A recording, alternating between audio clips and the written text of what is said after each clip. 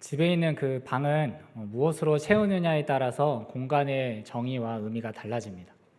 예를 들면 그 아이들의 책상이 방 안에 들어가면 공부방이 되고, 부부의 침대가 들어가면 안방이 되고, 옷가지들과 수납함으로 채워지게 되면 드레스룸이 됩니다. 예배당도 그렇습니다. 만약 어떤 공간이 예배자들로 채워지게 된다면 그곳은 하나님께 예배하는 거룩한 장소가 됩니다. 예를 들면 우리는 새 예배당을 건축하는 동안 개포 중학교와 수도공고에서 예배를 드렸지 않습니까? 분명히 겉모양은 강당이고 교실인데 매주일마다 예배드리러 나오는 우리 성도님들과 주일학교 자녀들이 채워지면 그 공간은 단순한 학교 건물이 아니라 하나님께 예배드리는 거룩한 공간이 되었습니다. 이처럼 공간은 그 무엇으로 채우느냐에 따라서 공간의 정의와 의미가 달라집니다. 이런 의미에서 오늘 본문은 성전인 우리의 내면과 우리의 예배당을 무엇으로 채워야 하는가를 가르쳐주는 귀한 말씀입니다. 느헤미야 7장은 느헤미야의 계속되는 사역을 보여줍니다. 6장에서 느헤미야의 그 사역, 예루살렘 성벽이 완성되었습니다. 그리고 이 사실을 오늘 본문 1절에서는 성벽이 건축됨에 문짝을 달고라는 말씀으로 표현합니다. 그런데 느헤미야는 여기에서 멈추지 않습니다. 그가 성벽 건축을 시작한 지 약 52일 만에 완성하기는 했지만 그 과정 속에서 정말 많은 어려움이 있었습니다. 수많은 음모가 있었고 그를 살해하려는 위협이 있었습니다. 아마 느헤미야는 그 52일간의 기간 동안 엄청난 스트레스와 피로가 누적되었을 것입니다. 그러면 이제 성벽 재건이 이제 완성되었으니까, 이 목표를 이뤘으니까 이제는 좀 쉬어도 되지 않을까? 이제 내 할 일은 다 했다라고 할 수 있었는데 느헤미야는 일하기를 멈추지 않습니다. 그는 예루살렘 성의 안전을 도모하고 그 공동체를 재조직하는 일을 합니다. 왜 그렇습니까? 느헤미야가 성벽을 세운 것은 그냥 단지 하나의 성을 세우기 위함이 아니었습니다. 느헤미야가 성벽을 세운 것은 그 예루살렘 성 안에 있는 성전을 보호하기 위함이고, 더 나아가서 성전을 보호해서 하나님께 예배드리러 오는 사람들로 그 공간을 채우기 위함이었습니다. 느헤미야는 하나님의 도시에는 하나님의 백성, 하나님께 예배드리러 오는 사람들이 있어야 한다는 것을 그러한 궁극적인 목적을 위해서 일했던 것입니다. 그래서 그는 먼저 문지기와 노래하는 자들과 레위 사람들을 세웁니다. 이 사람들은 성전을 섬기는 사람들이었습니다. 느헤미야는 성전의 예배를 정상화하는 것에 힘쓰므로 백성들이 예배할 수 있도록 한 것입니다. 성도 여러분, 저는 오늘 말씀을 묵상하면서 오늘 말씀이 정말 우리에게 주시는 하나님의 그 시기적절한 말씀이다라는 생각을 했습니다. 우리 교회는 약 2년이 넘도록 예배당을 새로 지었습니다. 사실 얼마나 아름다운 예배당입니까? 그래서 때로는 우리 교회를 탐방 오는 외부 손님들도 참 아름답다라고 칭찬해 주십니다. 그런데 우리가 이 예배당을 지은 목적이 무엇입니까?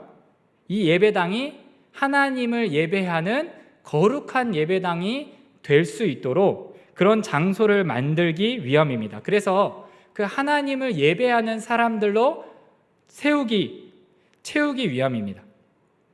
결국 공간을 채우는 내용물, 그 하나님을 예배하는 사람들이 중요한 것입니다. 실제로 루브르 박물관과 그 시스티나 성당이 그렇습니다. 물론 루브르 박물관과 시스티나 성당이 외양과 모양새도 아름다고 멋지지만 그 안의 내용분들은 더 귀합니다. 그래서 루브르 박물관에 가면은 뭘 보러 갑니까? 그 레오나르도 다빈치의 모나리자를 보러 갑니다. 제가 저작권이 있어서 사진을 못 보았는데 한번 찾아보십시오. 사진에 보면요, 다른 수많은 작품이 있는데 모나리자는 딱 한 면을 차지하고 있고 엄청난 공간을 차지하고 있습니다. 뭘 보여주는 겁니까? 사람들이 루브르 박물관에 있는 그 모나리자를 보기 위해서 루브르를 간다는 것을 보여주는 것이죠. 그리고 시스티나 성당에는 무엇이 있습니까? 미켈란젤로의 그 천지창조라는 천장화가 있습니다. 그 천지창조 천장화가 시스티나에 있으니까 사람들이 시스티나에 가는 것입니다. 내용물이 중요한 것이죠. 또 다른 경우도 생각해 볼 수 있습니다. 여러분 혹시 그 붕어빵 좋아하시나요? 붕어빵? 네, 저는 붕어빵을 좋아하는데요. 요즘 붕어빵은 그 종류가 다양합니다. 그 전통적인 팥이 들어가면 우리가 알고 있는 오리지널 붕어빵이고, 그 안에 치즈가 들어가면 치즈 붕어빵이 됩니다. 그리고 그 안에 슈크림이 들어가면 슈크림 붕어빵이 됩니다. 그래서 겉모양은 분명히 붕어빵인데, 내가 알고 있는 붕어빵인데, 내용물이 무엇으로 채워지느냐에 따라서 오리지널 붕어빵인지 치즈 붕어빵인지 슈크림 붕어빵인지 달라집니다. 이와 마찬가지로 교회도 그렇습니다. 하나님의 교회에는 하나님의 사람들로 채워져야 합니다. 그래야 교회가 교회다워질 수 있고 이 예배당의 공간적 가치와 의미가 세워질 수 있는 것입니다. 또한 여러분, 우리 각자도 마찬가지입니다. 성경은 우리 각자가 하나님의 성전이라고 말씀합니다. 왜냐하면 하나님의 성령이 우리 안에 거하시기 때문입니다. 우리가 성전이기에 우리의 내면이 거룩한 것들로 채워져야 하는 것입니다. 이와 같은 점에서 오늘 본문은 우리의 내면과 예배당이 무엇으로 채워져야 할지를 가르쳐주는 아주 중요한 사실 두 가지를 가르쳐주고 있습니다. 첫 번째는 하나님을 경외하는 마음으로 채워져야 한다는 것입니다. 2절 말씀에 보면 느헤미야는 2명의 사람을 지도자로 세웁니다. 한 명은 하나니고 한 명은 하나냐입니다. 하나니는 어떤 인물입니까? 느헤미야 1장에서 그 느헤미야에게 와서 예루살렘의 형편을 알려주었던 아우였습니다. 그래서 그 소식을 들은 느헤미야가 예루살렘으로 오지 않습니까? 또 다른 사람 하나냐는 어떤 사람입니까? 성경은 그의 특징을 두 가지로 말합니다. 하나는 충성스러운 사람이었습니다. 여기 충성스럽다는 것은 아주 중요한 일을 맡길 만한 신실한 사람이라는 의미를 갖고 있습니다. 또 다른 특징은 무엇입니까? 그는 하나님을 경외하는 사람이었습니다. 이 두 가지 특징을 보고 느헤미야는 그를 지도자로 세웁니다. 여러분, 특별히 이 두 번째 특징을 주목해 보시기 바랍니다. 이 말씀은 어떤 사람을 우리의 교회의 지도자와 리더로 세워야 하는지를 성경적 기준을 가르쳐 줍니다. 어떤 사람을 세워야 합니까? 바로 하나님을 경외하는 사람입니다. 느헤미야는 하나냐의 경제력과 전투력과 사회적 지위를 보지 않았습니다. 그는 하나냐에 있는 중심 하나님을 경외하는 것을 보았습니다. 이것이 중요하다는 것을 누구보다도 느헤미야가 잘 알았습니다. 왜냐하면 느헤미야 본인 역시도 하나님을 경외하는 사람이었기 때문입니다. 느헤미야 1장 5절에서 느헤미야는 하나님을 어떤 분으로 인식하냐면 크고 두려우신 하나님이라고 인식합니다. 여기 두렵다라는 것은 우리가 오늘 본문에 본 경외하다라는 단어와 동일한 단어입니다. 느헤미야는 어떤 사람입니까?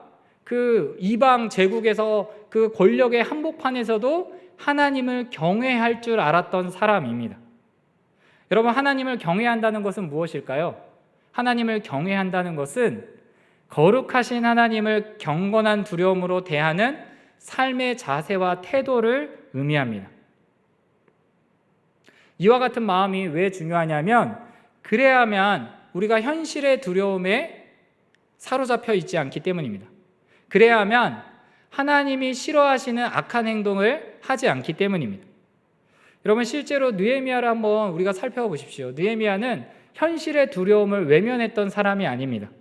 때로 그도 두려웠습니다. 아닥사스다 왕이 그에게 너의 얼굴에 왜 수심이 있느냐라고 했을 때 그도 크게 두려웠습니다.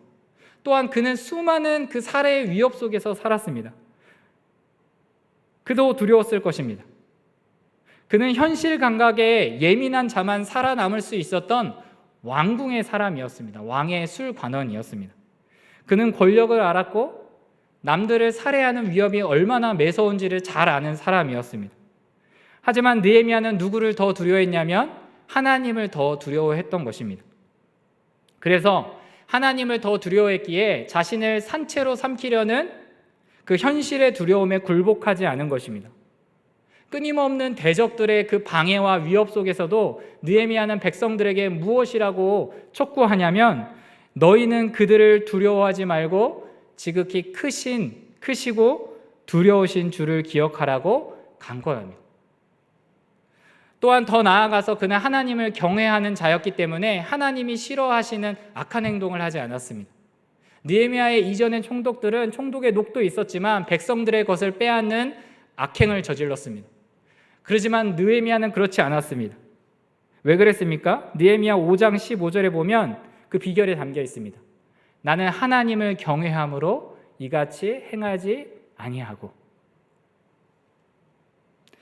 오늘 본문에 있는 하나냐도 마찬가지입니다. 성경은요, 그의 경외함이 무리 중에서 뛰어났다라고 말씀합니다. 하나냐와 대조되는 그룹이 무리입니다. 여러분, 이 무리는 어떤 무리일까요? 앞선 6장 18절의 무리입니다.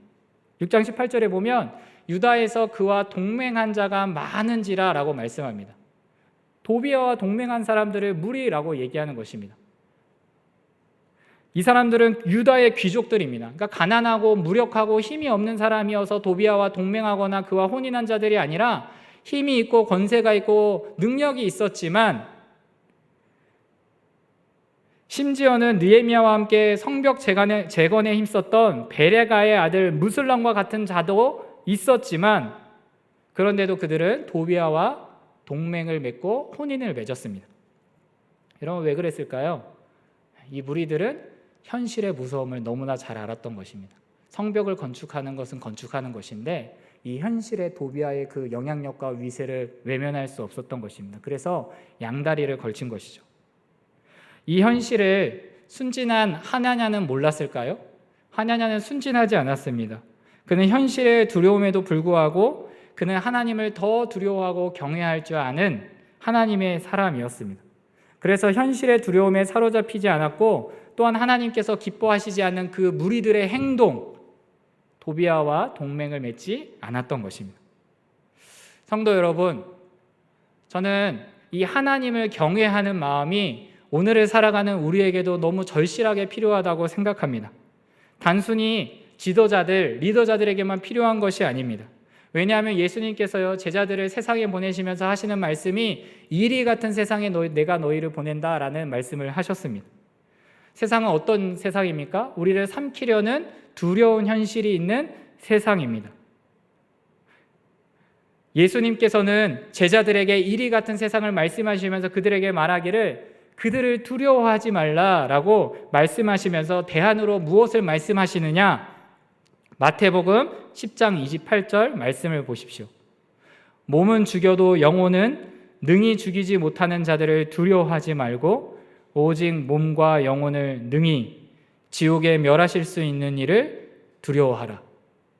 여러분, 예수님께서요, 제자들을 이리 같은 세상에 보내시면서 예수님께서 얘들아, 세상은 험난하다, 얘들아, 세상은 정말 우는 사자와 같이 너희를 삼키려고 하는 그런 세상이다. 그러나 너희들이 그 두려움에 삼키지 않기 위해서 할 수 있는 그 대안은 무엇이냐? 진정으로 두려워할 자를 두려워함으로 두려워하지 않을 자를 두려워하지 않게 된다는 것입니다. 그러니까 하나님을 경외함으로써 현실의 두려움을 극복하게 된다는 것이죠. 이런 마음으로 자신을 채우며 살았던 대표적인 인물이 저는 구약의 요셉이라고 생각합니다. 그는 보디발의 집에 노예로 팔렸습니다. 열심히 일했습니다. 열심히 일했더니 인정받아서 가정 보디발의 집에 총무가 되었습니다.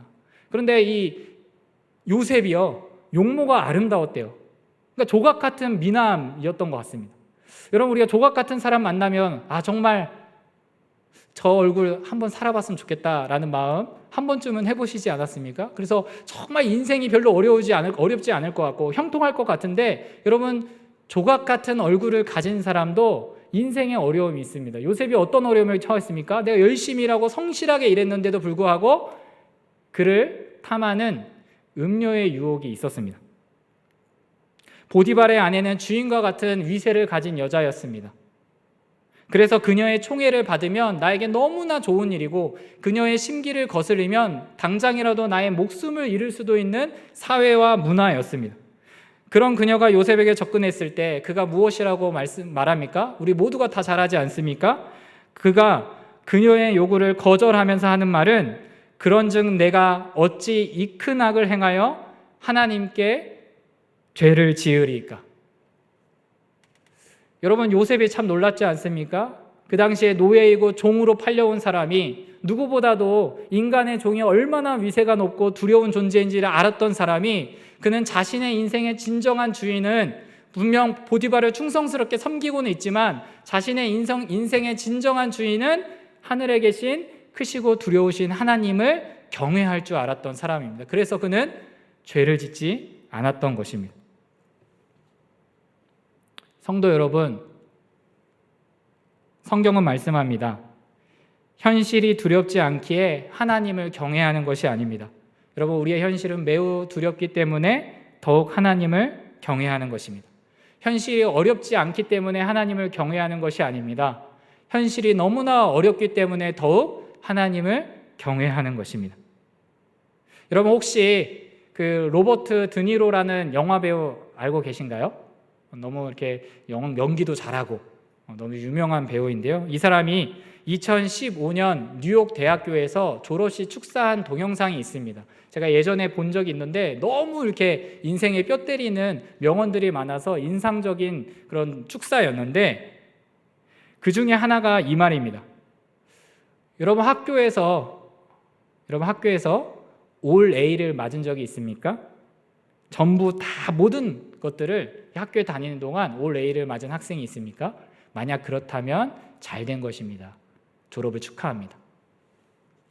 하지만 현실에서 여러분은 절대로 다시는 전부 A뿔을 맞을 수 없을 것입니다.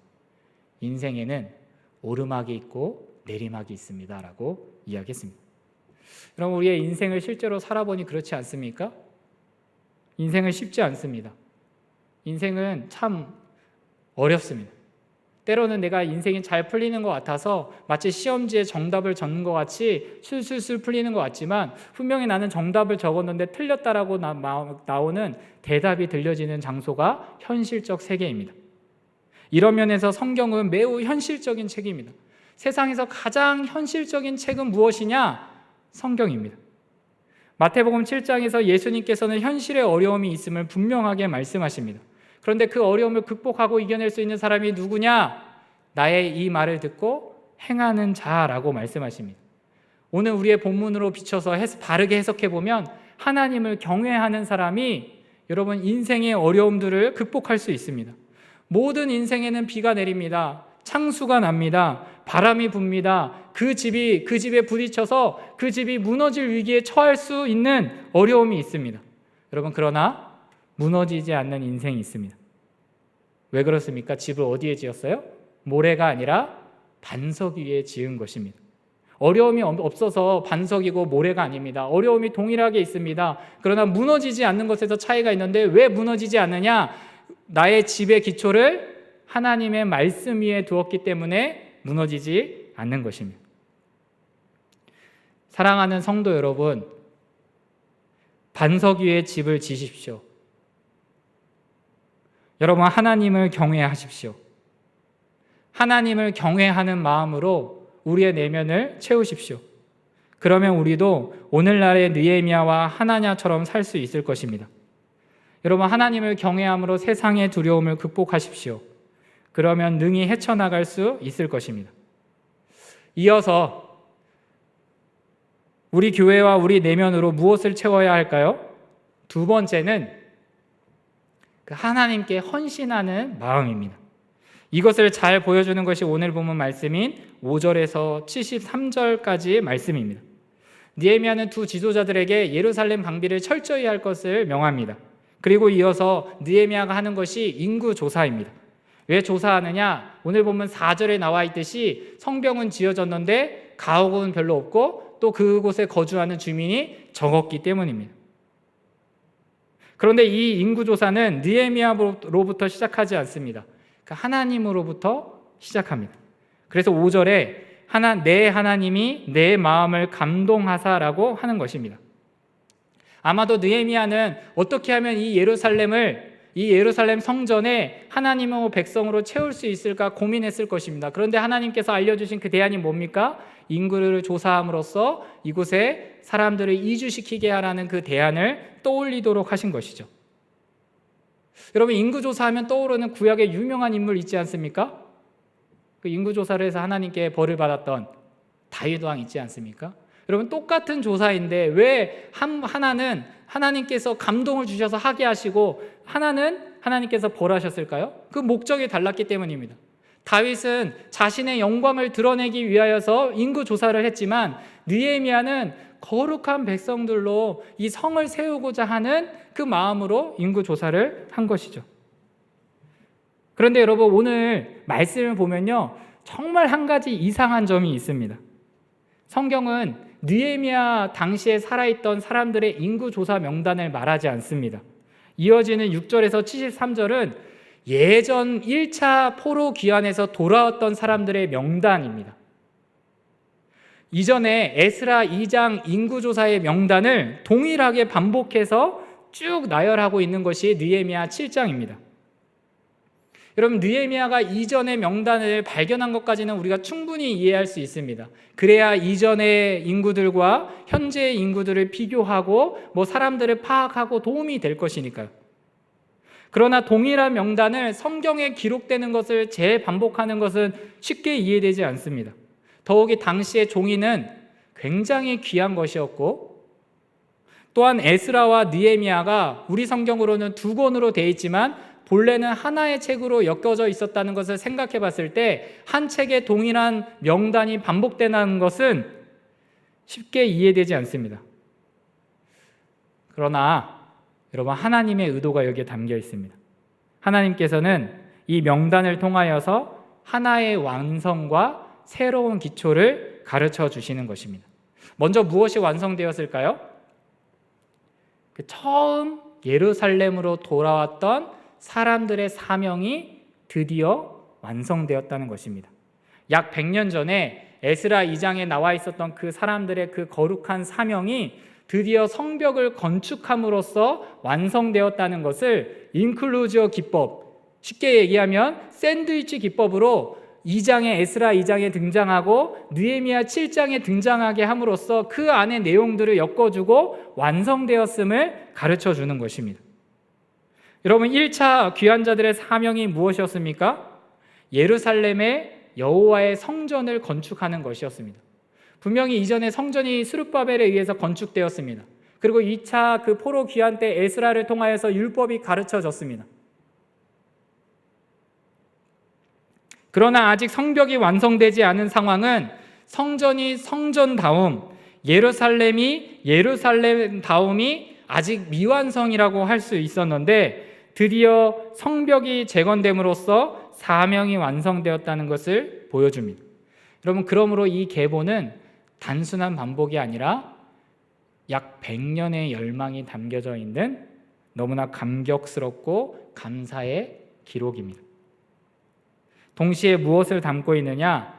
공동체를 새로운 기초를 담고 있습니다. 먼저 이 계보의 구조를 살펴보면 6절에서 7절은 지도자 12명을 기록합니다. 여러분, 이 12이 중요한 것은 다 아시죠? 12하면 떠오르는 게 뭐죠?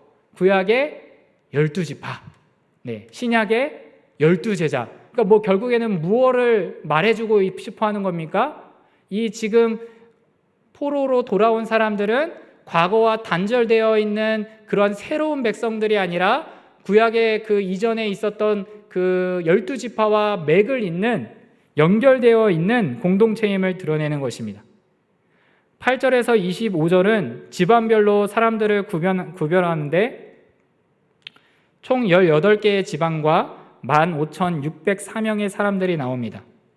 26절에서 38절은 지역별로 구분하는데 총 20개의 지역과 8,589명의 사람들이 나옵니다. 39절에서 42절은 제사장들로서 4,289명, 약 1차 귀환자의 10분의 1의 인원이 나옵니다. 43절에서 45절은 레위 사람들로서 제사장을 돕는 인원들, 찬양하는 인원, 문지기들이 등장하는데 341명이 등장합니다. 여러분 제사장들이 몇 명이라고요? 약 4,000명. 그리고 레위 사람들은 약 300명입니다. 아마도 이들이 제사장들에 비해서 인원이 매우 적은 것을 볼 때 학자들은 추정하기를 레위 사람들은 예루살렘으로 돌아온다고 할지라도 그들이 받을 수 있는 유산과 입지와 이권이 열악했기에 아마도 귀환하는 자들이 적었을 것이다 라고 추정합니다.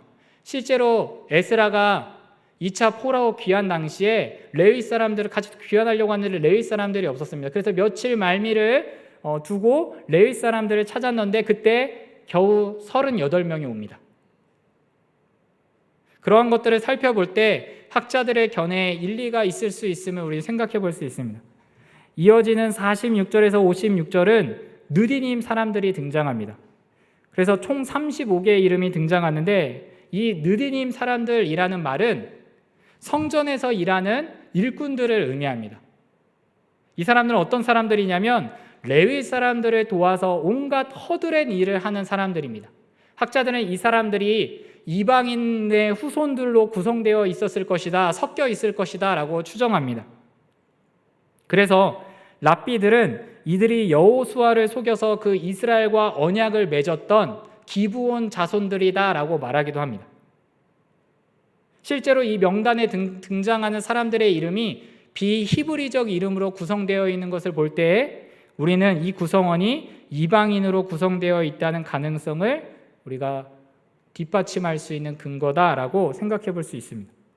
57절에서 60절은 솔로몬의 종들의 자손이 등장하는데 10개의 이름이 등장합니다. 이들은 느딘인 사람들과 숫자가 합쳐지는 것을 볼 때 아마도 두 그룹은 밀접한 관계가 있었을 것으로 추정해 볼 수 있습니다. 61절에서 65절은 기타 사람들로서 총 642명이 등장합니다. 이들은 족보 중에서 자신들의 이름을 찾을 수 없는 사람들이었는데 혹시라도 일어날 수 있는 부정한 일들이 일어나지 않도록 제사장의 직분을 잠시 행하지 못하게 하는 그런 거룩한 구별이 있음을 말씀합니다. 66절에서 72절은 총 42,360명의 인구수의 그 명단과 성전에 기부된 금액들을 알려주고 있습니다. 여러분, 저는 아까 이 계보의 명단들이 하나의 완성과 새로운 기초를 담고 있다, 그 의미를 담고 있다라고 말씀드렸습니다. 어떤 새로운 기초냐? 이제 느헤미야가 예루살렘 성에 인구 조사를 통하여서 인구 이주를 하려고 하는데 어떤 공동체를 세워야 할지 이 명단을 통하여서, 이 계보를 통하여서 하나님께서 알려주시는 것이죠. 과거 선조들이 갖고 있었던 그 정신, 마음으로 그것을 기초로 새로운 공동체를 세우라는 것입니다. 그렇다면 이 1차 포로 귀환에서 돌아왔던 사람들은 어떤 마음을 갖고 있었습니까? 하나님께 헌신하는 마음을 갖고 있었습니다. 이들은 마음이 하나님께 감동을 받아서 약 1,500km가 넘는 먼 거리를 떠나왔습니다. 분명히 바벨론 지역에서, 그 땅에서 자신들의 입지도 있고 이미 쌓아온 것도 있고 안정적인 가옥도 있었을 텐데 마음이 하나님께 감동되어서 하나님께 헌신하고자 주의 성전을 세우고자 돌아왔던 사람들입니다. 이것을 가장 잘 보여주는 사람이 오늘 느디님 사람들입니다. 여러분, 느디님 사람들이 어떤 사람들이라고요? 허드렛 일 하는 사람들, 허드렛 일. 그리고 구성원이 이방인의 후예였습니다. 이런 면에서 그들은 고국에 돌아간다 할지라도 어떠한 대우나 조건을 보장받지 못하는 그런 사람들이었습니다. 레위 사람들도 겨우 300명 정도 왔는데 아마 이 느디님 사람들은 약 200명 정도라고 우리가 추정해 볼 수 있는데 레위 사람들에 비하면 물론 좀 적기는 하지만 굉장히 적지 않은 인원이라고 생각해 볼 수 있습니다. 그것을 또 알 수 있는 것이 그 에스라가 2차 포로 귀환 당시에 레위 사람들 38명과 돌아왔지만 그 당시에 느디님 사람들은 220명이 동행할 정도로 하나님께 헌신된 마음이 특별했던 사람입니다. 여러분, 이 사람들은 시편 84편 10절의 말씀대로 고백하던 자들입니다. 주의 궁전에서의 한 날이 다른 곳에서의 첫날보다 나은즉 악인의 장막에 사는 것보다 내 하나님의 성전 문지기로 있는 것이 좋사오니.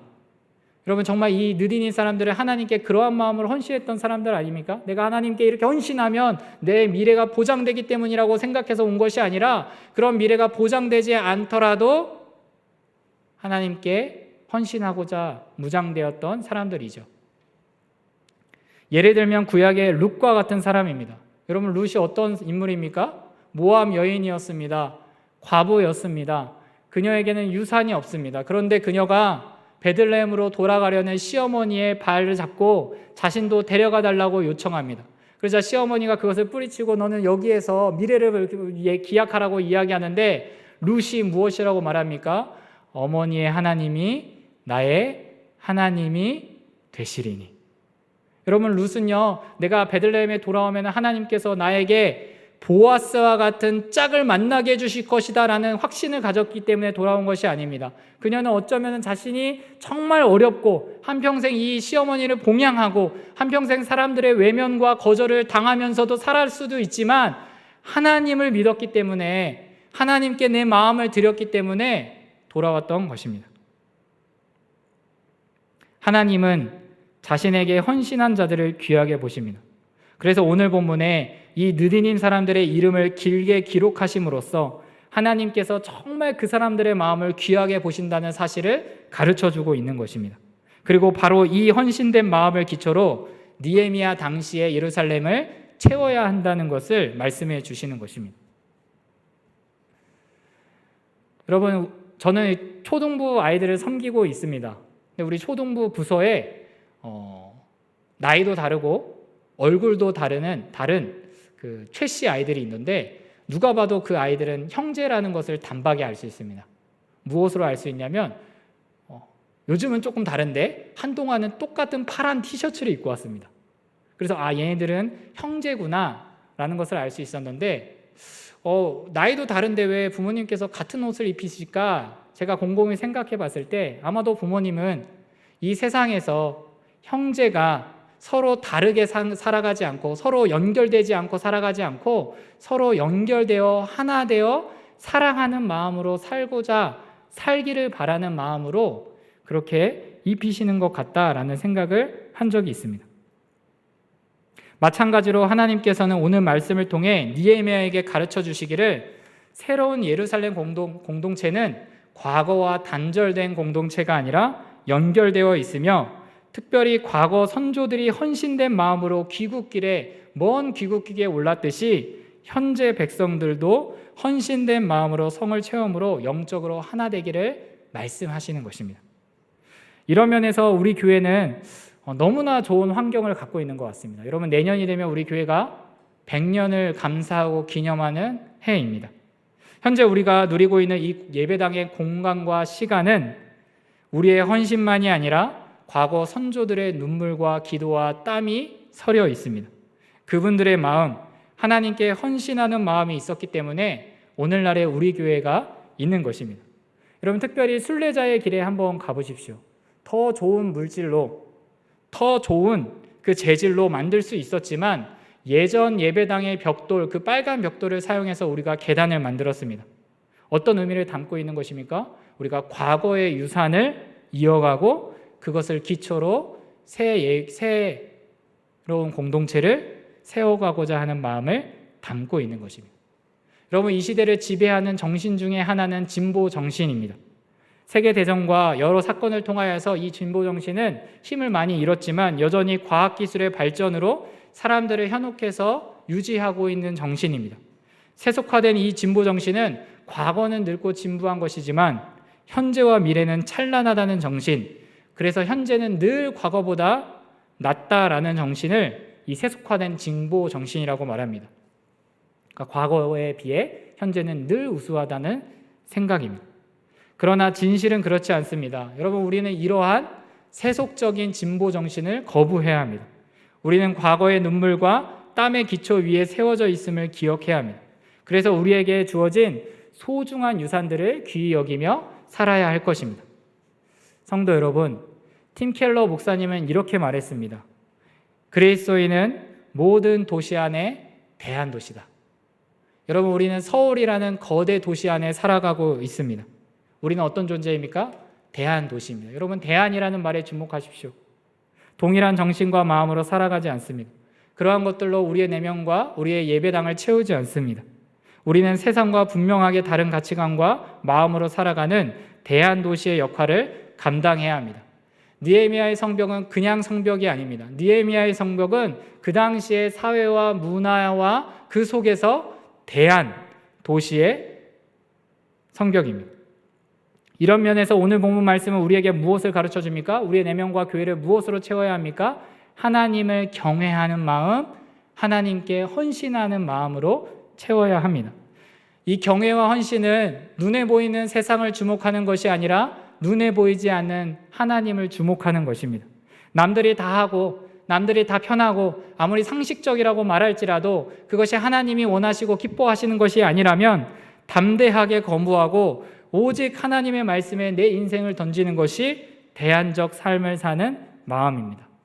오늘 말씀을 기억하면서 나의 내면을 무엇으로 채워야 할지 고민하는 모든 분들이 기도로 하나님께 나아가게 되시는 시간이 되기를, 그래서 정말 이 아름다운 예배당이 하나님으로 사람으로 채워지는 은혜가 있기를 간절히 바라고 축복합니다.